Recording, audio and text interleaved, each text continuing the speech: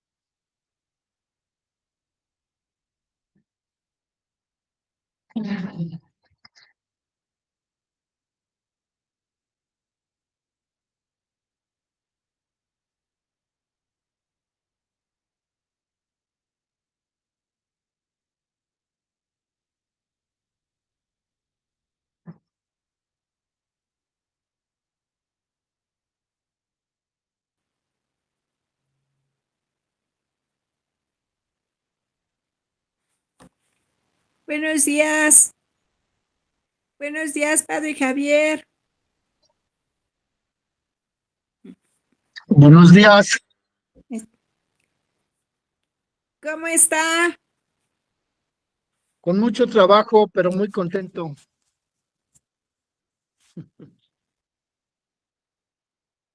Ahí la llevamos poco a poco.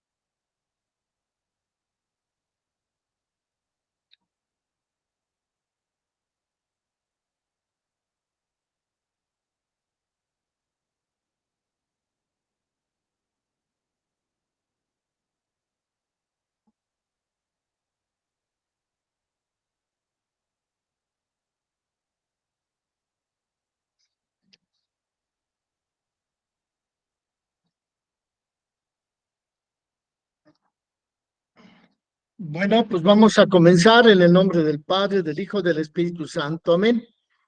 Dios te salve María, llena eres de gracia, el Señor está contigo.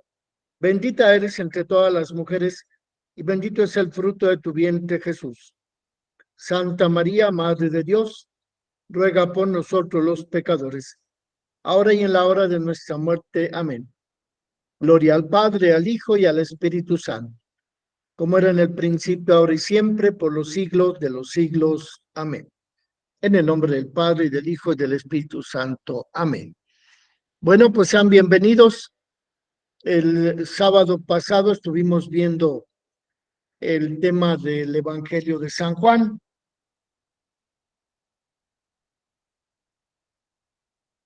En el aspecto de las bodas de Caná, el capítulo 2, en donde Jesucristo es invitado a esa fiesta, además de ser invitado a la Virgen Santísima y los discípulos.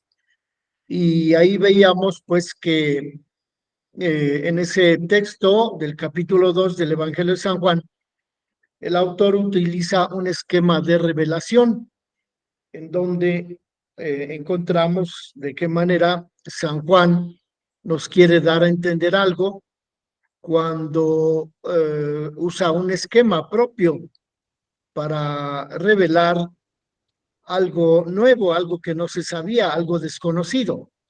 De modo que San Juan en ese capítulo 2 de las bodas de Caná, de su evangelio, nos habla de aquello que quiere revelarnos, es decir, que Cristo transformó el agua en vino y que allí mostró su gloria a sus discípulos y sus discípulos creyeron en él. Es la conclusión de lo que veíamos el sábado pasado. Y hoy vamos a continuar también con el Evangelio de San Juan, pero en la explicación del capítulo 19, el capítulo que se refiere a la presencia de la Virgen Santísima en el Calvario junto con el apóstol San Juan, en donde Cristo regala, encarga, encomienda la Virgen Santísima a su discípulo amado San Juan Evangelista. De modo pues que lo que vamos a estudiar tiene que ver con el capítulo 19 del Evangelio de San Juan. Y comenzamos diciendo que este texto de los versículos 25 al 27 es sin duda un pasaje muy importante para realizar, para darnos cuenta de qué manera la Virgen Santísima está unida a la Iglesia. Y Cristo mismo es el que le dice al discípulo San Juan, ahí tienes a tu madre. Y a la Virgen le dice, mujer, ahí tienes a tu hijo. En este pasaje, la primitiva comunidad cristiana a la que estaba dirigida ese texto, escrito por el apóstol San Juan, apóstol y evangelista, vemos de qué manera esa comunidad de los primeros siglos comprendió ya desde entonces la función que le corresponde a la Virgen Santísima en la comunidad de los creyentes. Y entonces, para comprender el párrafo que estamos estudiando, 25, 26 y 27 son los versículos del capítulo 19, hay que ver varias interpretaciones. La primera se refiere a cómo San Juan es indicado por el propio Cristo como el discípulo de Jesús. También en este texto encontramos la proclamación de la virginidad de la Virgen Santísima. Jesús entrega a la Virgen a San Juan, puesto que no tenía otros hijos. También expresa este verso, este párrafo, el amor que Cristo profesaba hacia su madre, ya que al comprender Jesús que iba a morir, pues veía que la mamá quedaba sola en la tierra. Por eso decimos que este verso nos indica de qué manera Cristo apreciaba, amaba a su madre Santa María. También nos presenta a la Virgen como símbolo de la Iglesia, como aquella que forma parte de los discípulos de Cristo y que tiene un lugar especial entre los discípulos. Y también finalmente este párrafo, 3 versículos, 25, 26 y 27 del capítulo 19 del Evangelio de San Juan, nos hablan acerca de la maternidad espiritual. Es decir, que María es proclamada madre de todos los creyentes. De modo pues que decimos que este párrafo nos descubre la forma en la que la Virgen está unida a la obra de la redención, ya que al estar presente al pie de la cruz, Jesucristo la asocia a su obra redentora, a su obra salvadora. Las palabras del Señor Jesús: mujer, ahí tienes a tu hijo, y al discípulo, ahí tienes a tu madre, son las palabras con las cuales Jesús nos deja su testamento a nivel eclesial, porque después ya nunca más volverá a dirigirnos una palabra, según estos evangelios. De modo que esas palabras de Jesús, las que registra San Juan en el capítulo 19 de su evangelio, son como el testamento de Cristo. Y entonces son palabras en las que Jesús se preocupa por dejar un consuelo para su mamá, ya que Cristo sabe que al morir él, la Virgen quedará sola.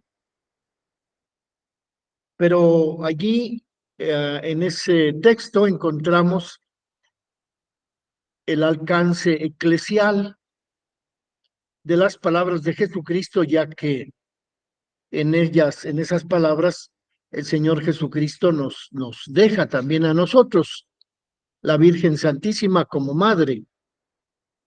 Y entonces, pues, ese momento en que Cristo otorga el cuidado de su madre Santa María al evangelista San Juan, constituyen como las palabras con las cuales Jesucristo pone culminación a su obra salvadora. Entonces vamos a ver de qué manera se correlaciona el texto que estamos leyendo con el signo que quiso Cristo dejar en las bodas de Caná. Encontramos que tanto en las bodas de Caná como en el texto de la muerte de Cristo en el Calvario, Jesús se dirige a la Virgen Santísima, pero no le llama mamá, no le llama María, sino que se refiere a ella con el título de mujer. Cuando está en las bodas de Caná, le dice: mujer, ¿qué tenemos que ver tú y yo en esta falta de vino? Y aquí en el Evangelio donde Cristo otorga la Virgen a San Juan, también no le dice mamá, no le dice María, sino mujer, ahí tienes a tu hijo, refiriéndose al apóstol San Juan. Así que también encontramos en este relato del Evangelio de San Juan la descripción, la designación de la hora de Jesús, que se refiere a la pasión, muerte y resurrección de Jesús. Y entonces encontramos en este pasaje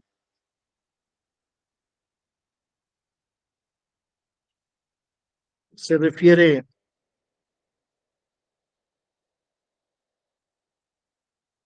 al momento en que Cristo designa a la Virgen como madre de San Juan, pero también la designa como madre de toda la iglesia. Y estamos viendo cómo se relaciona la escena del relato de la muerte de Cristo en el Calvario con la escena de las bodas de Caná. Y decíamos que en ambos casos Cristo llama a la Virgen con ese nombre, mujer. Y entonces, pues, después de que Jesús entrega a la Virgen Santísima como madre de Juan, encontramos que en el relato, San Juan en el versículo 28 de ese capítulo 19 dice, San Juan, después de esto, sabiendo Jesús que todo ya estaba cumplido, exclamó, todo está consumado. Entonces, pues, Jesús dice, todo está consumado después de haber entregado, después de haber dicho, mujer, ahí tienes a tu hijo, y mirando al discípulo, ahí tienes a tu madre. Y así vemos que se consuma la obra de la redención. Después de que Cristo entrega la Virgen Santísima a San Juan como madre, dice, todo está consumado.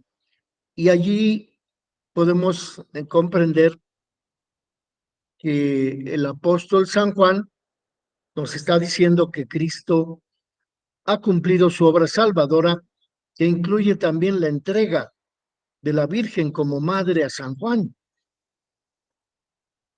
Y entonces ahí el mismo verbo de Dios, Jesucristo, dice San Juan, sabiendo Jesús que su hora había llegado, San Juan se refiere a esa hora de la que nos ha preparado a lo largo de su evangelio. Encontramos ese término, la hora de Jesús, en el capítulo 13, verso 1, en el capítulo 13, verso 3, en el capítulo 18, verso 4. En todos esos párrafos, Jesús se refiere a su hora. De modo que cuando llega el momento del Calvario, Jesús comprende que ha llegado su hora. La hora de Jesús, que tiene que ver con la salvación, que tiene que ver con la redención de todos los hombres y mujeres del mundo. Él sabe que todo ha llegado a su culminación, sabiendo que se ha cumplido todo. Entrega su espíritu al Señor, al Padre Todopoderoso, diciendo, todo está consumado. Y entonces, pues,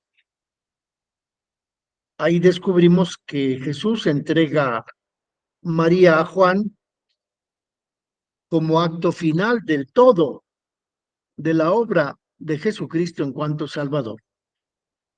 Es el testamento de Jesús acerca de María Santísima y también es el testamento de Jesús acerca de la relación que se establecerá entre la Virgen Santísima y al discípulo, ya que en ese decir San Juan que Cristo pronunció la palabra todo está consumado, encontramos que la obra de Jesucristo se ha llevado a cabo en su total perfección. Y entonces, en ese En esos versos 25, 26 y 27 del Evangelio de San Juan, del capítulo 19, encontramos de qué manera Jesús, mirando a su madre y junto a ella al discípulo, le dice a su madre: mujer, ahí tienes a tu hijo, y al discípulo: ahí tienes a tu madre. Este es el esquema de revelación, ya que Jesús, por medio de las palabras que escribe el apóstol San Juan en ese evangelio, nos está transmitiendo algo nuevo, algo que no había dicho antes, que esa revelación San Juan la propone en tres partes. La primera es que Jesús dice, y luego, después de haber dicho, ve a Juan y otra vez le dice a Juan. De modo que los tres momentos de este esquema de revelación constituyen la fórmula literaria que utiliza el apóstol evangelista para referirse a una cosa que nadie antes nunca había mencionado. Esto también lo vemos en el capítulo 1, verso 29 del propio Evangelio de San Juan, en donde encontramos que Jesús ve venir hacia él, Juan Bautista ve venir hacia él al Cordero y le dice a dos de sus discípulos que andaban con Juan Bautista: he ahí el Cordero de Dios. Y luego, en ese mismo Evangelio de San Juan, dice que al día siguiente de ese encuentro de Juan Bautista con Jesucristo, se encontraba Juan Bautista con sus dos discípulos y les dice: he ahí el Cordero de Dios. De modo que el primer momento de ese esquema de revelación es mirar. El segundo es una frase que dice alguien, y el tercer momento es la revelación que se nos da a conocer en esa frase que leemos que dijo el actor principal de ese pasaje. Y entonces, desde lo alto de la cruz, Jesús ve al discípulo y a su madre, según el relato del capítulo 19, verso 26. Y allí Jesús revela una función que deben desempeñar las dos personas a las que ve, y que es una función que nunca antes había sido revelada. A María le da a conocer su misión diciéndole: ahí está tu hijo. Y a Juan le da a conocer la misión diciéndole: ahí está tu madre. Es decir, que la misión de María es ser madre de Juan, y la misión de Juan es ser hijo de la Virgen Santísima. Por ello, el evangelista redactor de este capítulo 19 ha elegido ese esquema de revelación para transmitirnos la última voluntad de Jesús.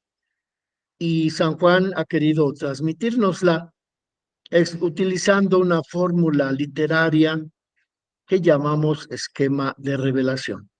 Para decir que allí en ese esquema, con el hecho de que Jesús ve y luego en el relato encontramos que dice, y en esa fórmula de ver y decir, San Juan Evangelista propone la revelación de aquello que quiere darnos a conocer, como algo novedoso, como algo que nunca antes se había dicho.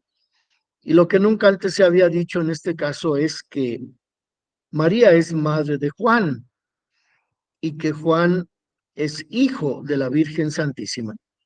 Esa es la revelación que Jesús quiere darnos a comprender al utilizar San Juan Evangelista ese esquema de la revelación. Y entonces, la presencia de María al pie de la cruz también significa que Cristo le otorga una misión a esa Virgen Santísima, ya que le otorga la función de ser madre de Juan. Ello significa que Jesús quiere destacar la misión que María debe cumplir, porque la misión que Cristo le da al discípulo parece subordinada a la misión que Cristo le da a la Virgen. De modo que la atención prioritaria se le concede a las palabras que Jesús le dice a la Virgen. Por eso decimos que es una función prioritaria lo que Jesús le dice a la Virgen. Mujer, ahí tienes a tu hijo. Esta manera de llamar Jesús a su madre María la encontramos en varios pasajes del Evangelio, también de San Juan. Por ejemplo, cuando Jesús habla con la samaritana en el brocal del pozo de Jacob, capítulo 4, verso 21, también Jesús ahí se refiere a la samaritana con el título de mujer. También cuando un grupo de judíos le lleva a Jesús una mujer sorprendida en adulterio, ahí también Jesús utiliza el título, mujer, ¿dónde están los que te acusaban?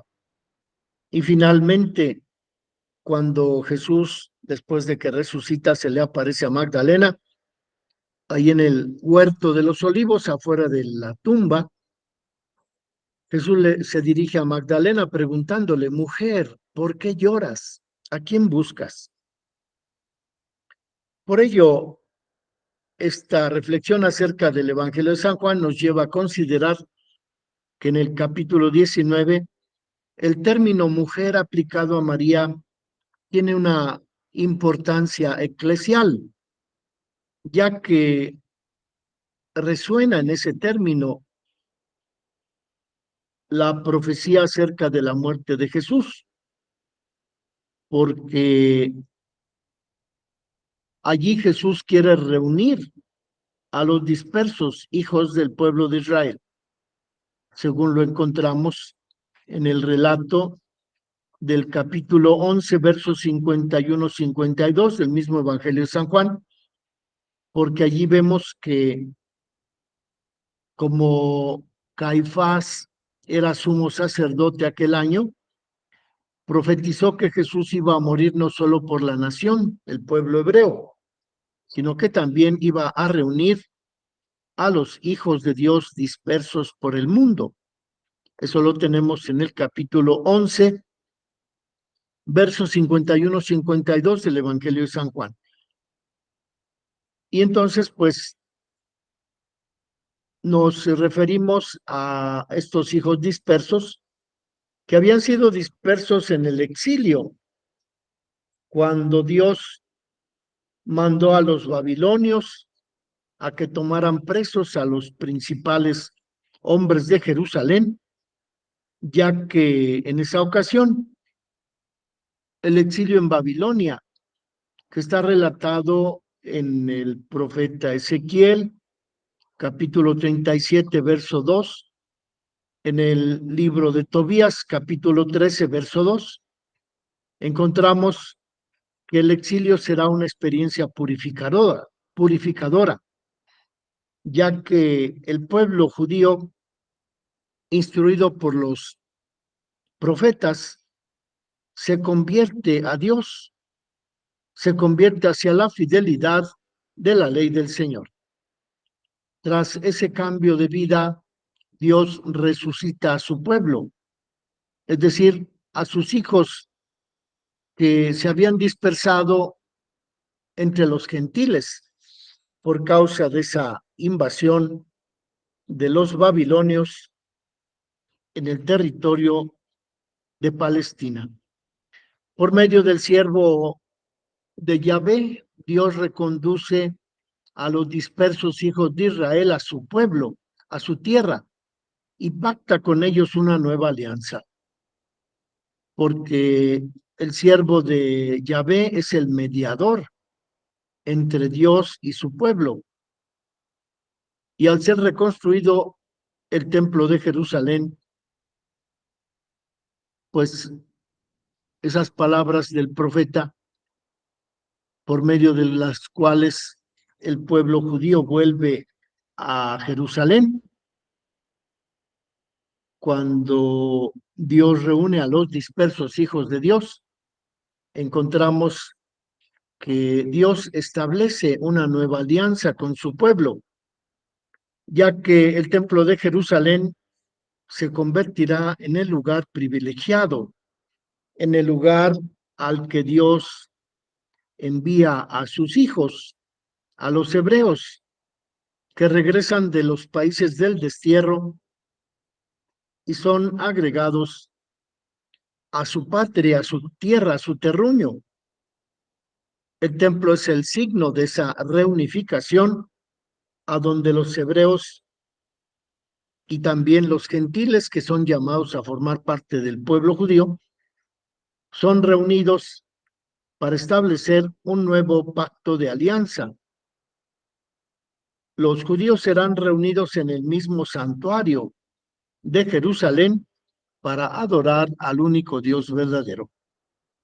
En otros textos se refiere los profetas a esa reunión que Dios llevará a cabo con los hijos dispersos del pueblo judío. Por ello encontramos también en el profeta Zacarías,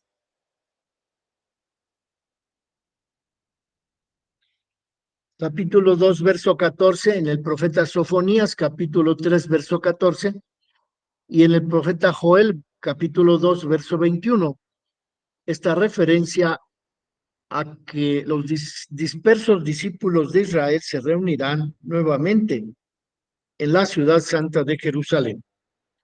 En esos textos de los profetas Zacarías capítulo 2, verso 14, Sofonías capítulo 3, verso 14 al 18 y profeta Joel verso 2 del capítulo 2, verso 21 al 27, vemos que Dios reúne a los numerosos hijos que se habían dispersado y por ello el pueblo reconoce la alegría y la sorpresa de esa nueva reunión en el país de Judá, en el templo de Jerusalén, en donde prevalece la alegría y la sorpresa porque otra vez Dios reúne a sus hijos en ese templo de Jerusalén. Por ello, el profeta dice, clama, grita con gozo y regocíjate, hija de Sión, pues vengo a morar en medio de ti. Exulta, hija de Jerusalén, porque aquí viene tu rey y junto a él vienen los dispersos hijos de Israel. Eso lo tenemos en el profeta Zacarías, capítulo 2, verso 14, pero también en el profeta Sofonías, capítulo 3, verso 14, y también en el profeta Joel, capítulo 2, versos del 21 al 27. Y en el texto que estamos leyendo de San Juan, del momento del Calvario, en donde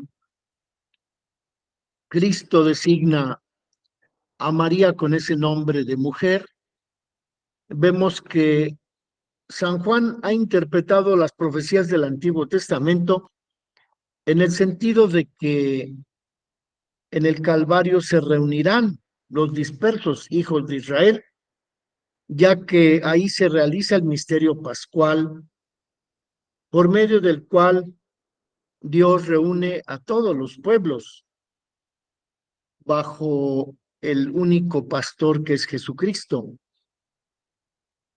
Y entonces, cuando San Juan cita la profecía de Zacarías 9, comenta que la reunión de los hijos dispersos de Dios no lo comprendieron los discípulos en ese momento, sino que lo comprendieron hasta que Jesús fue glorificado y cayeron en la cuenta de que los discípulos dispersos de Israel se reunirían, porque San Juan escribe que la muerte de Cristo constituirá la reunión de los dispersos hijos de Israel. Así lo hace también notar San Juan cuando en el capítulo 1 de su Evangelio nos habla del siervo, por quien Dios reconduce a la unidad a los dispersos hijos de Dios. Capítulo 1, versos 29 del Evangelio de San Juan, y también capítulo 11, verso 52 del mismo Evangelio que estamos estudiando, de San Juan. Y también cuando Cristo hace su oración en el huerto de los olivos, le pide al Padre que aquellos que se quedan sean uno, como el Padre y el Hijo son uno, como tanto en el Padre como en el Hijo y en la unidad de la Trinidad se realiza el misterio de la alianza con el hombre.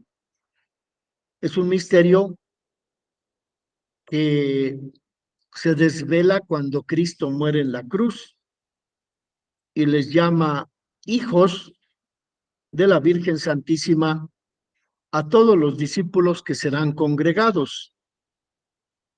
Y serán congregados porque acogerán la palabra de Jesús y acogerán al propio Señor Jesucristo como Mesías.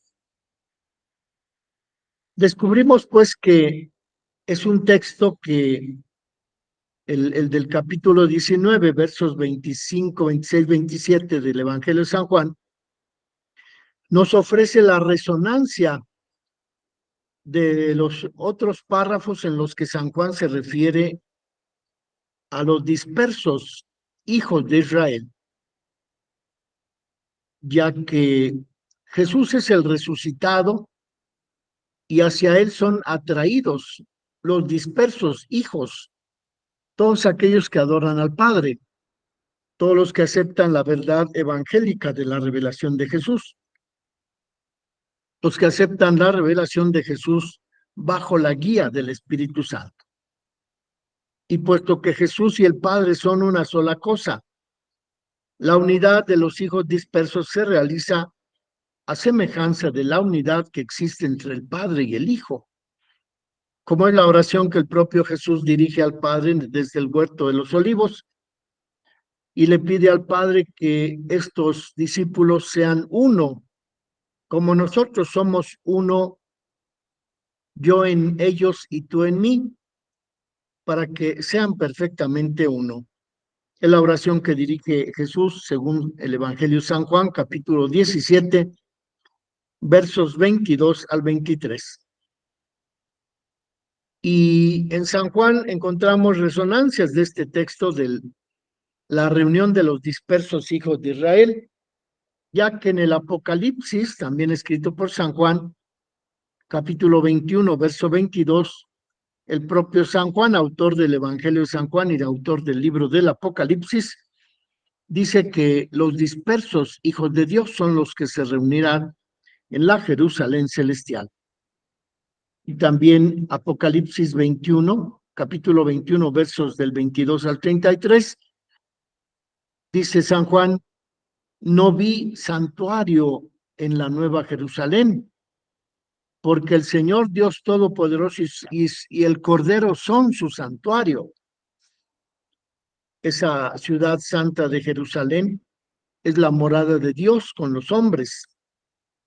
Allí pondrá Dios la morada de Jesucristo, y el pueblo será pueblo de Dios, y Dios será el Dios del pueblo judío. De modo que también encontramos en este texto del relato de la crucifixión de Jesús, cuando Jesús le dice a María, ahí está tu hijo, y a Juan le dice, ahí está tu madre, encontramos también resonancias de lo que el propio Jesús dice según el Evangelio de San Juan en el capítulo 10. Tengo otras ovejas que no son de este redil. También a esas ovejas las tengo que conducir, y escucharán mi voz, y habrá un solo rebaño y un solo pastor. Es decir, ahí vemos también que a través de esa metáfora del pastor que guía a las ovejas, San Juan se refiere a la reunión de los dispersos hijos de Israel, ya que dice Juan capítulo 10, verso 16, mis ovejas escucharán mi voz y habrá un solo rebaño y un solo pastor. Es decir, que Jerusalén es la madre de los hijos dispersos que han sido reunidos por Dios dentro de los muros de la Jerusalén celestial y dentro del templo que es el Calvario, representado también ese templo divino del cuerpo de Cristo sacrificado en la cruz.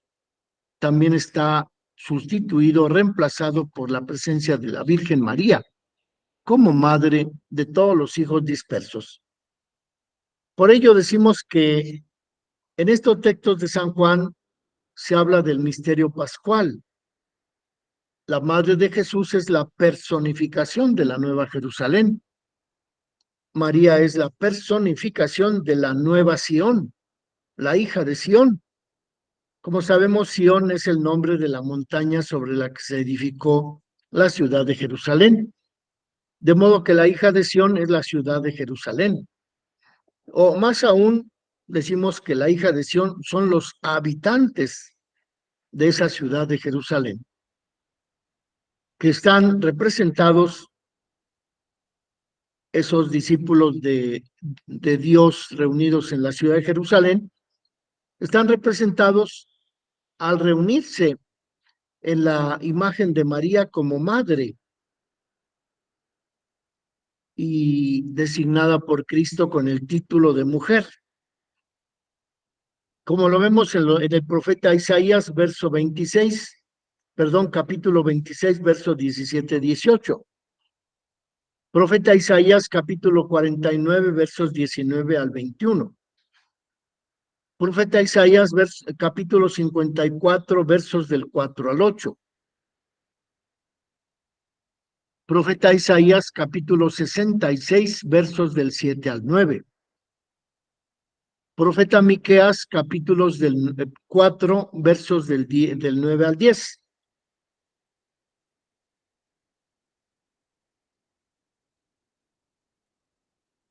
Profeta Ezequiel, capítulo 16, versos del 5 al 23.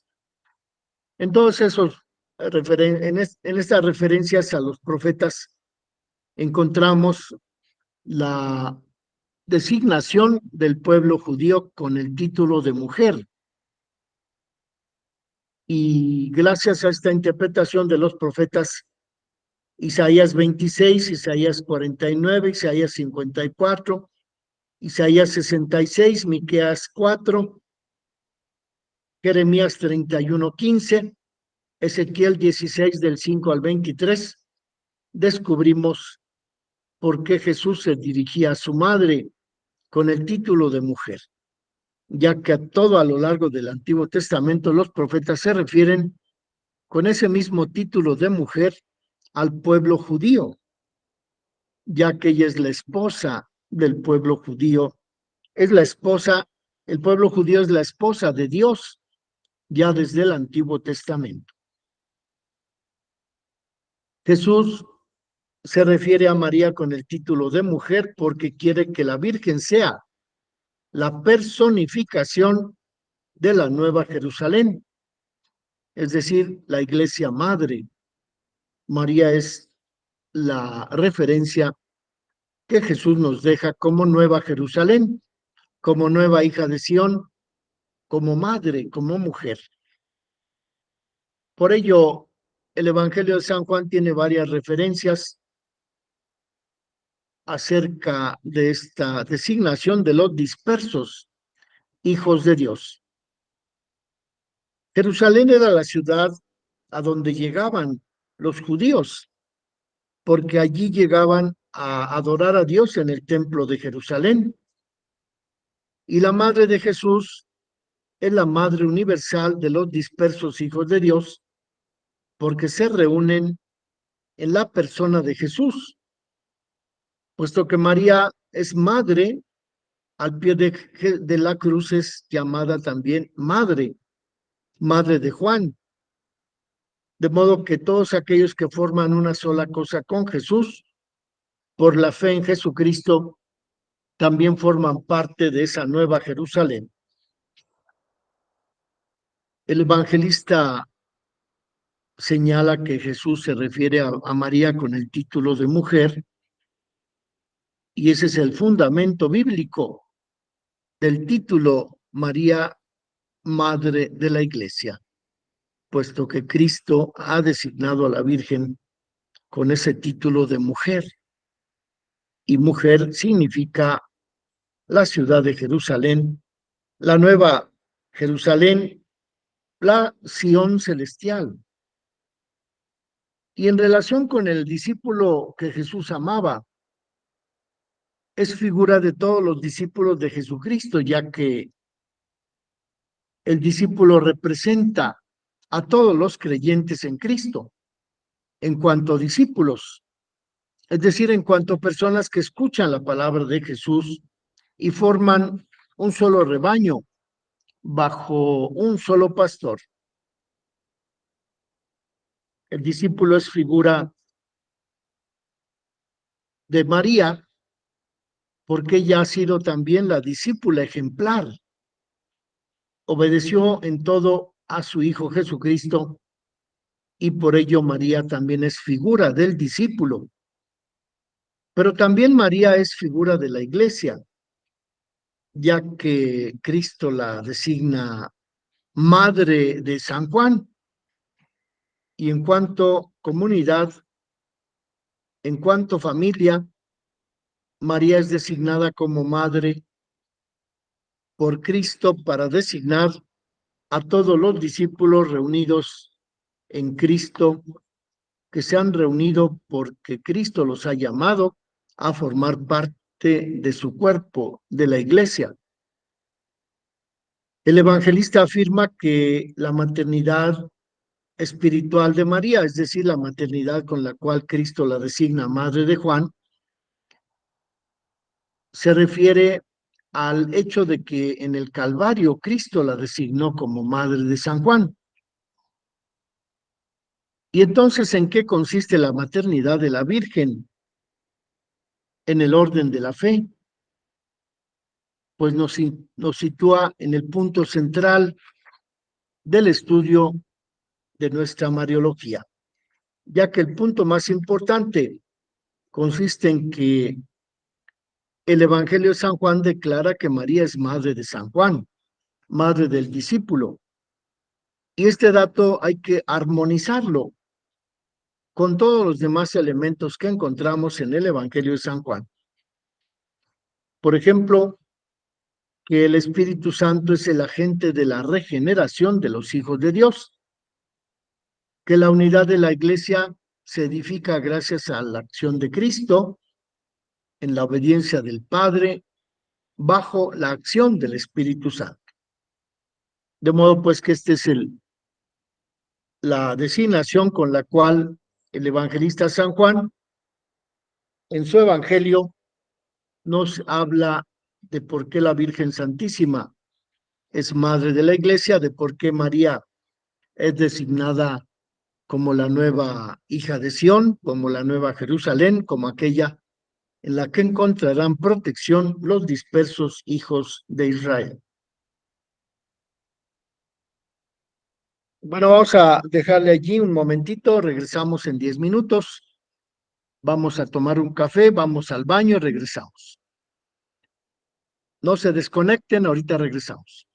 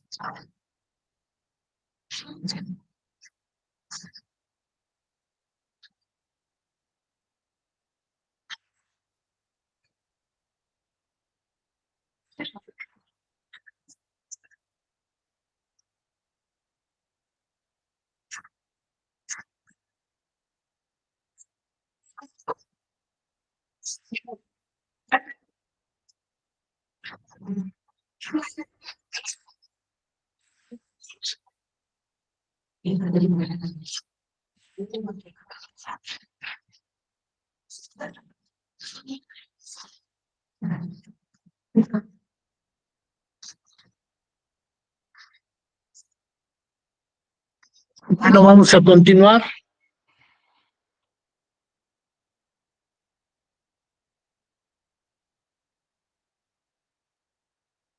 Continuamos con esta descripción de lo que dice el evangelista San Juan en el capítulo 19, en donde se habla de que Jesús designa a la Virgen como madre de San Juan y Jesús desde la cruz designa a San Juan como hijo de María. Y a partir de ahí, derivando el término que utiliza Jesús, mujer, que le dice a María, mujer, ahí tienes a tu hijo, buscando las resonancias de ese término en los profetas del Antiguo Testamento, descubrimos que en el Antiguo Testamento se le decía también mujer al pueblo judío y que los profetas afirman que ese pueblo judío será reunido por Dios después de la diáspora, después del exilio, después de las diferentes ocasiones en las que el pueblo judío es dispersado por sus enemigos, como lo fue en el tiempo de los babilonios, como lo fue en el tiempo de los griegos, como lo fue también durante el tiempo del gobierno de los romanos. De modo que a partir de ese desastre que sufrió la ciudad de Jerusalén, cuando en el año 70 las tropas del hijo del emperador romano llegan a Roma, llegan a Jerusalén y destruyen el templo. A partir de ahí se genera la destrucción total del templo de Jerusalén y son echados del país todos los judíos. Desde el año 70 o 72, 73, que concluye esa guerra del gobierno romano contra los judíos. Pues todo el pueblo judío es dispersado y la tierra queda a merced de los invasores, de los que llegaron después de esa destrucción del templo de Jerusalén por el hijo del emperador romano Tito. Y desde ese año 70 en que, según el relato de los evangelios, Cristo llora sobre Jerusalén para decir que Jerusalén no quiso escuchar el mensaje de Jesucristo. Y por eso Jesucristo declara sobre Jerusalén esa profecía: no quedará de ti piedra sobre piedra, porque no quisiste escuchar el mensaje del Mesías. Desde entonces hasta que en 1948 la Asamblea de las Naciones Unidas permite que sea un judío el que reorganice la nación de Israel en esa misma tierra, pues pasan 19 siglos sin que se reconstituya el pueblo judío. Y pues se reconstituye con ese decreto de las Naciones Unidas, pero actualmente vemos hasta qué punto el territorio sigue en pugna, en lucha, en guerra. Últimamente, pues sabemos que esa franja de Gaza ha sido completamente destruida por las tropas, las fuerzas de Israel, que no quieren allí la presencia del grupo terrorista Hamas. Y entonces, pues la guerra se ha prolongado ya por más de un año. De modo que esa reunión de los hijos dispersos de Israel se lleva a cabo primero que nada por la palabra de Jesucristo que le da a San Juan Evangelista al pie de la cruz la misión de recibir a la Virgen como madre. Y entonces, pues, esa reunión de los dispersos hijos de Israel se lleva a cabo a lo largo de los siglos. Pero hay que decir que es una reunión de los discípulos de Jesucristo en torno a la fe en la resurrección del Señor Jesús crucificado. Y el papel que le toca desempeñar a la Virgen, pues es la función de ser madre de esos hijos dispersos, de reunir en ella, bajo su seno, bajo su protección, bajo su maternidad, reunir a todos los que creemos en Cristo. Es la misión que Cristo le da a la Virgen desde la cruz. Mujer, ahí está tu hijo. De modo que este texto del Evangelio de San Juan nos enseña de qué manera la Virgen representa la nueva Sión, la ciudad en la que se van a reunir los dispersos hijos de Israel. Jesús nos entrega a la Virgen como mamá.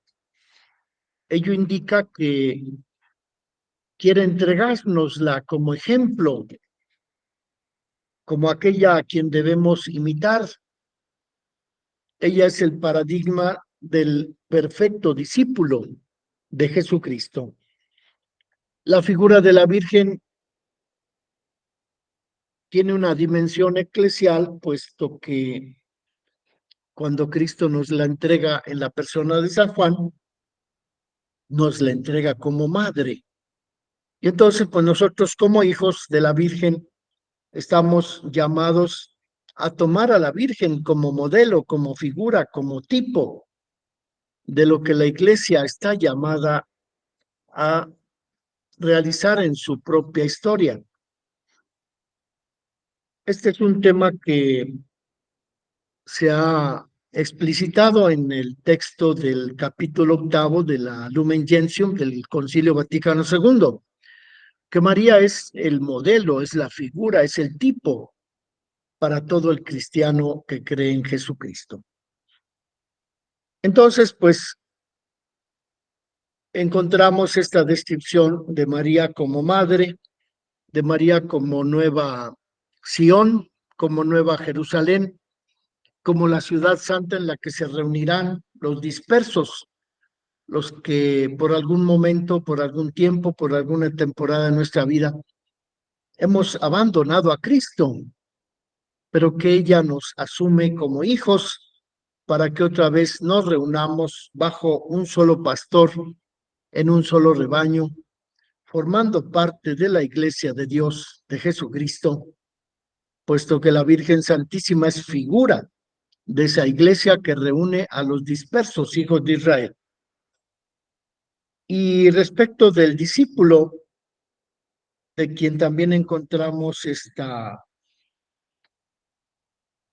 designación en el capítulo 19 de San Juan, ya que Cristo le dice a la Virgen, ahí está tu hijo, pero también después le dice al discípulo, ahí está tu madre. Acerca de este discípulo, pues hay que decir que es el discípulo predilecto. De ello encontramos testimonios en los escritos de los padres de la Iglesia. Por ejemplo, San Ireneo, en la Suma contra los Gentiles, nos ayuda a identificar el autor del cuarto evangelio con ese discípulo amado que estaba allí al pie de la cruz. Porque San Juan, en su evangelio, aunque él lo escribió, nunca dice que él está presente allí como escribiente, como autor, como redactor. De modo que en ese cuarto evangelio, San Juan siempre redacta todos los acontecimientos de la vida del Señor, sus palabras, sus evangelios, su predicación.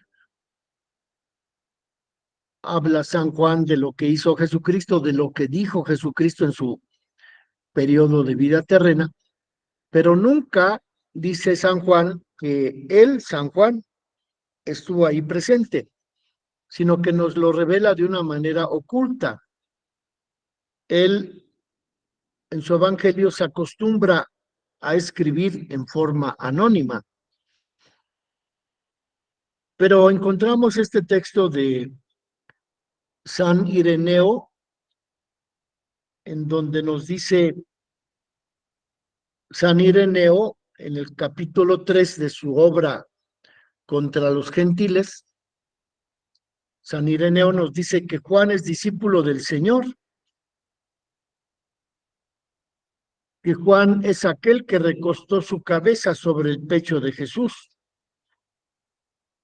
Y dice San Ireneo que San Juan publicó su evangelio cuando era obispo de Éfeso, en Asia Menor. ¿Y a partir de qué textos, de qué testimonios del evangelio San Ireneo afirma que San Juan es el autor del evangelio y que San Juan es el mismo discípulo al que en el evangelio encontramos la descripción de que es el discípulo a quien Jesús amaba? Esta expresión, el discípulo a quien Jesús amaba, se refiere a la situación de aquel que observa el evangelio, de aquel que cree en las palabras de Jesús, de aquel a quien se encuentra en la esfera del amor del Padre y del Hijo. Al escribir San Juan el término de que el discípulo a quien Jesús amaba, se refiere San Juan al tipo de cualquier discípulo, el cual es amado por Cristo. Jesús mismo declara en su Evangelio de San Juan el que cumple los mandamientos y los guarda, ese es el que me ama. Y al que me ame, lo amará mi Padre, y yo también lo amaré. Y vendremos a él y habitaremos, haremos nuestra morada en el corazón de lo que nos ama.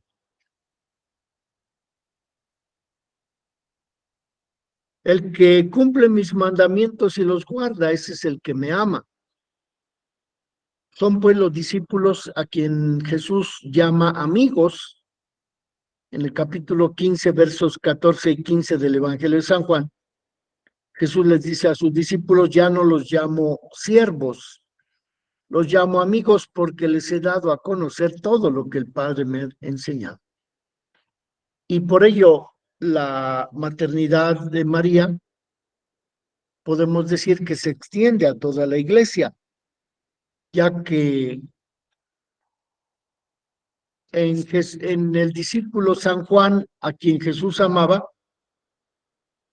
reconocemos el tipo de todos los discípulos amados por el Señor. Aquellos que aman a Jesús de manera perseverante, pues son los discípulos amados por Jesucristo. Y entre ellos, pues en primer lugar, la Virgen Santísima, ya que ella perseveró hasta acompañar a su hijo al pie del Calvario. Así pues, el verso 27 del capítulo 19 del Evangelio de San Juan nos dice que desde aquel momento en que Cristo le dijo a María, ahí está tu hijo, y le dijo a San Juan, ahí está tu madre, desde aquel momento el discípulo tomó a la Virgen, se la llevó consigo, es decir, se la llevó a su casa. Desde aquella hora el discípulo la acogió en su casa. Esto también significa que la tomó entre sus cosas propias. Por cosas propias entendemos las propiedades materiales del discípulo, es decir, concretamente la casa, el edificio material. Así lo encontramos, por ejemplo, en el capítulo 16 de San Juan, donde dice que Jesús predicaba a sus discípulos y les decía que ya iba a llegar su hora y que en cuanto llegue su hora, los discípulos se dispersarán, cada uno por su lado, a sus propias cosas y dejarán solo al Señor. De modo pues que en este párrafo del mismo Evangelio de San Juan, capítulo 16, verso 32, encontramos otro uso de la palabra entre sus cosas. Y entonces, pues dice un autor que las cosas propias hacia las que se dispersan los discípulos significan el colapso de la fe de los discípulos. Es decir, que cuando Cristo muere en la cruz, cada uno de los apóstoles se encargará de sus propios intereses. Ya no serán discípulos de Jesús, sino discípulos de sí mismos. De modo que las cosas propias en las que dice el evangelista San Juan en el capítulo 27 versículo 27, capítulo 19 del Evangelio, en donde afirma que los discípulos se ocuparán de sus propias cosas.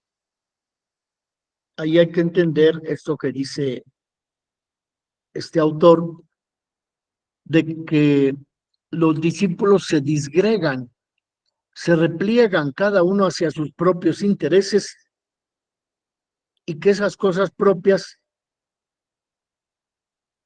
a las que se dedican los discípulos es la fe en Jesucristo, es el ambiente que Cristo ha formado para que los discípulos crean en Él. De modo que son las cosas de orden espiritual hacia las que los discípulos se disgregarán, de las que se encargarán los discípulos a partir de que Cristo muere en la cruz. Es decir, que la hora de Jesús, cuando muere en la cruz, significa que el discípulo asume a la Virgen como uno de sus bienes espirituales, ya que Cristo se lo concede a San Juan como mamá y forma parte de los bienes del discípulo de San Juan, apóstol y evangelista. Desde aquella hora, el discípulo la recibió en su casa. Dice el verso 27 del capítulo 19 de San Juan. Desde aquella hora significa que todo creyente tiene en común con Cristo no solo la fe en el Padre, en el Hijo, en el Espíritu Santo, sino también la herencia de haber recibido a María como madre, ya que en ese verso 27 del capítulo 19, San Juan dice que el discípulo la acogió entre sus bienes espirituales. Entonces también nosotros como discípulos del Señor recibimos a María entre nuestros bienes espirituales. Es lo que Cristo nos señala en este capítulo 19 del Evangelio de San Juan, que nos dice que el evangelista recibió a María entre sus cosas, entre los bienes espirituales de los que Cristo lo educó, lo enseñó, lo llamó a formar parte de su grupo de apóstoles, y al final de su vida Cristo le otorga la encomienda de la Virgen Santísima. Y ante esa encomienda, pues el discípulo la recibe como mamá, como aquella que forma parte de las cosas espirituales que recibió el discípulo de parte del Señor Jesucristo. De modo pues que este estudio que hemos hecho del capítulo 19 del Evangelio de San Juan nos lleva a encontrar que la Virgen Santísima es nuestra Madre por designación de Jesucristo, pero también por San Juan la hemos recibido.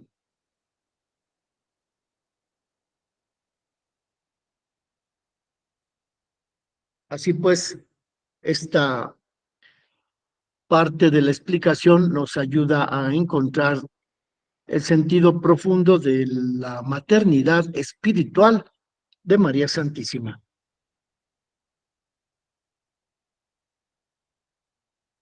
Y así, como dice la Constitución Sacrosanctum Concilium del Concilio Vaticano II, en el número 103, en la medida en que reconozcamos a María como Madre nuestra, esperamos también nosotros llegar a ser hijos de la Virgen Santísima, lo que la Iglesia espera y ansía llegar a ser,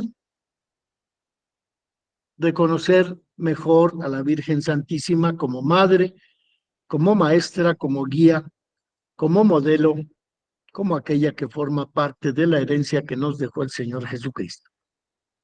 Bueno, aquí hemos concluido este estudio del capítulo 19 del Evangelio de San Juan. El sábado pasado concluimos el estudio del Evangelio de San Juan, pero en el capítulo 2 de las bodas de Caná. El próximo miércoles a las 4 de la tarde, los que puedan participar, haremos una profundización del título Hija de Sión, ya no en el Evangelio de San Juan, sino en los otros evangelios y en las Sagradas Escrituras y sobre todo en el capítulo 8 de la Lumen Gentium. Veremos a qué se refiere este tema de la hija de Sión el miércoles próximo a las 4 de la tarde.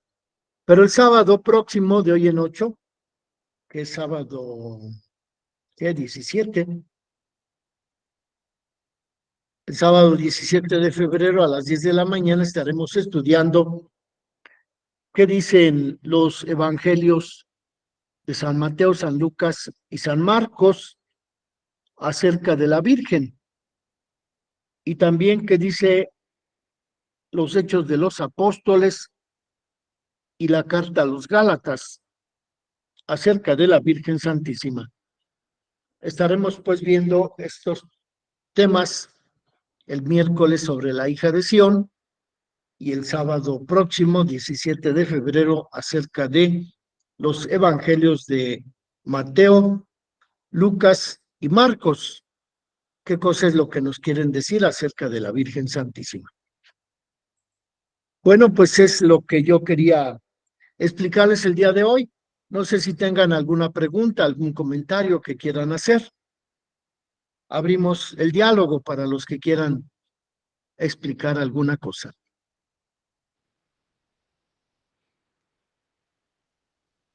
Padre, buenos días. Quiero preguntarle sobre la clase pasada, que es independientemente de esta clase o viene siendo unidas. Pues la clase de hoy sobre el capítulo 19 del Evangelio de San Juan es continuación de la clase del sábado pasado, en donde estudiamos el capítulo 2 del Evangelio de San Sí. Juan. Estudiamos el sábado pasado aquello que ocurrió en las bodas de Caná, según el Sí. relato de los versos del 1 al 12 del capítulo 2 del Evangelio de San Juan. Hoy hemos estudiado lo que dice ese mismo Evangelio de San Juan, pero en el capítulo 19, versos 25, 26 y 27. Y con esto damos por concluido el estudio de lo que dice la Sagrada Escritura, el Evangelio de San Juan, acerca de la Virgen María. Lo que veremos el próximo sábado es lo que dicen los otros tres evangelistas, Mateo, Lucas y Marcos, acerca de la Virgen Santísima. Eso es lo que tenemos, Cristina. ¿Sí Sí. me puede explicar? Y entonces el miércoles es diferente a esa. ¿Sabe por qué tengo mi duda? Porque en el mensaje que me mandó, dice que en cada clase, cada día, yo no le entendí bien, pero entonces tengo algo pendiente con usted de la otra clase del miércoles, padre. No, pues si gusta usted, pues tomar también ese tema. Lo que pasa es Sí. como una ampliación. Lo que vamos a ver Sí. sobre la hija de Sión es una ampliación de lo que hemos explicado aquí, de lo que dice San Juan en este capítulo 19, cuando se refiere a la Virgen que está al pie de la cruz. Es como una extensión de lo que ya estudiamos el día de hoy, que María, al ser designada por Cristo como como mamá de San Juan, afirma que la Virgen se constituye en el lugar en donde los fieles discípulos de Jesucristo somos protegidos, que es la función propia de la ciudad de Jerusalén, porque ahí en esa ciudad vivían protegidos los hijos de Dios, los judíos, el pueblo de Dios, el pueblo histórico al que Dios se le reveló. Pero a partir de que son dispersos con esa guerra que establecieron los romanos contra los judíos en el año 70, pues se acaba esa tradición de Jerusalén como hija de Sión, como la ciudad en donde encuentran protección los judíos, los hijos de Dios, y se abre una nueva perspectiva, ya que la Iglesia, la Virgen Santísima, los que nos reunimos bajo el manto protector de María, somos ahora aquellos que formamos parte de la Sión, de la nueva ciudad de Jerusalén, del lugar en donde habita Cristo, el lugar en donde recibiremos la protección del Señor Dios Todopoderoso, porque queremos asemejarnos a la Virgen Santísima. Sí, padre. Pues yo la vez pasada, el miércoles pasado tomé esos capítulos y me gustaron el mensaje de María. Me gustó que lo dio bien claro y pues muchas cosas que se llevan en la vida cotidiana y que nosotros debemos también llevar. No todo lo hacemos a la perfección, pero sí nos hace falta esos mensajes para reflexionar y para pues también llevarlo a cabo si está en nuestro alcance. Entonces sí me quedó esa duda de que de los temas del miércoles y los temas del sábado. Pero yo sí quiero tomar, padre, esos temas del miércoles. Muy bien, están abiertos a los que gusten. Sí, padre. También quería preguntarle que hay una compañera que le platiqué de esa clase de la vez pasada, pero como ya estábamos avanzados, le comenté que se iba a abrir este curso y le mandé a usted su teléfono para que, ya le mandé mensaje a ella también, que le mandé su teléfono de ella con ¿Cómo usted se para llama que, ella? se llama Nancy. Bueno, Y ella, el próximo miércoles la vamos a incluir. sí, yo le comento, padre, le mando, le digo que usted la va a tomar ya en la clase para que esté al pendiente. Y bueno, Claro que ya sí, le con todo gusto. también ya le mencioné lo del costo de anticipado para que ella también esté consciente de eso. Sí, padre. Muy bien, le agradezco Porque mucho. sí, muchas gracias y muchas gracias por las clases y están muy, muy, preparadas o cómo le podría decir. Están bonitas las clases, Le los agradezco mensajes que sus nos dice de comentarios. María. Muy Sí, amable, muchas gracias. gracias. Gracias, padre. Muy bien. ¿Alguien más quiere decir su opinión? Mandarnos un mensajito.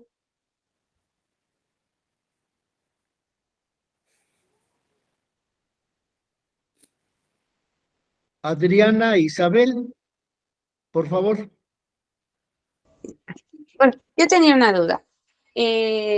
¿Todos los evangelistas conocieron a Jesús?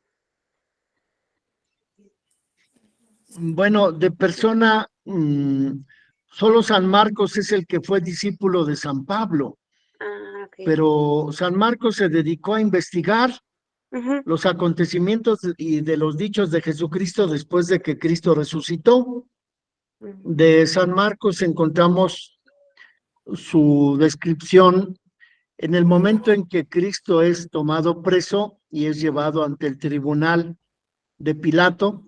Y allí en el Evangelio de San Marcos encontramos el relato de un joven que estaba entre la multitud cuando apresan a Cristo, y dice el autor de ese Evangelio de San Marcos que en ese momento, en esa tarde, esa noche más bien, en que Cristo estaba preso ahí ante los judíos, pues que ese joven estaba envuelto en una sábana y que algunos judíos quisieron apresar a ese joven, pero que ese joven echó a correr desnudo y que se quedó la sábana que llevaba puesta en las manos de los judíos que querían tomarlo. Esa es la única referencia al momento en que San Marcos estuvo presente en la vida de Jesucristo. Pero de ahí en fuera no sabemos que San Marcos haya andado con Jesucristo en ese periodo de 3 años que anduvo predicando en Galilea, Samaria, Judea. De modo que podemos decir que San Marcos solo conoció por un momento a Jesucristo, y lo constatamos con ese relato que tiene San Marcos cuando habla San Marcos de la toma, de que apresaron a Jesucristo y lo llevaron ante el tribunal de los judíos. Ahí ese relato dice que ese joven echó a correr porque querían también apresarlo, y que dejó la sábana que llevaba, que lo cubría, se la dejó en las manos a los que querían apresarlo, y él echó a correr. Ese es el testimonio que tenemos del propio San Marcos en la vida del Señor Jesucristo. Luego de San Lucas sabemos que fue discípulo también de San Pablo, y que San Lucas pues no conoció tampoco, no anduvo personalmente con Jesucristo, pero que también investigó, como él mismo lo dice en el epílogo de su evangelio y en el prólogo de los Hechos de los Apóstoles, que él anduvo investigando cuidadosamente y que por eso todo lo que investigó lo dejó en la redacción de su evangelio de San Lucas y en la redacción de los Hechos de los Apóstoles escrito por San Lucas. Los otros dos apóstoles, Mateo y Juan, pues sabemos que sí, que fueron elegidos por Jesús y anduvieron todo el tiempo con Jesucristo. Muchísimas gracias. ¿Alguna otra pregunta que tengan? Sí, Isabel, por favor, adelante.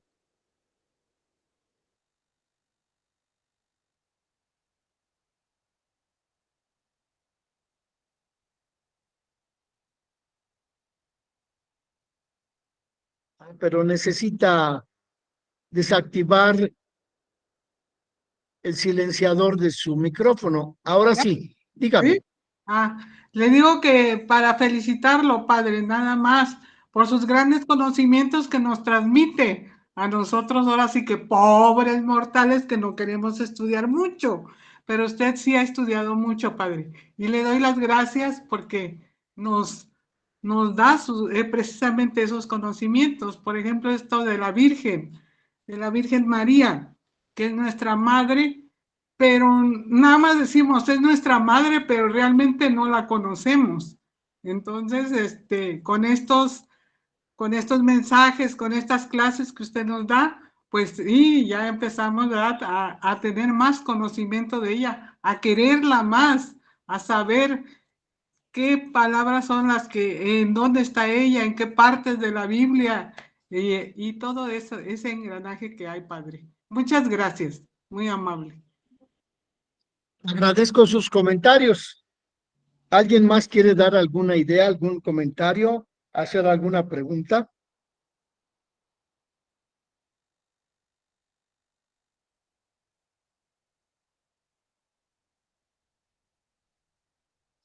Bueno, entonces vamos a hacer una oración y nos vemos el próximo miércoles, los que quieran, a las 4 de la tarde. Y si no, pues nos vemos de hoy en 8, el sábado 17 a las 10 de la mañana. Dios te salve María, llena de gracia, el Señor está contigo. Bendita eres entre todas las mujeres, y bendito es el fruto de tu vientre, Jesús.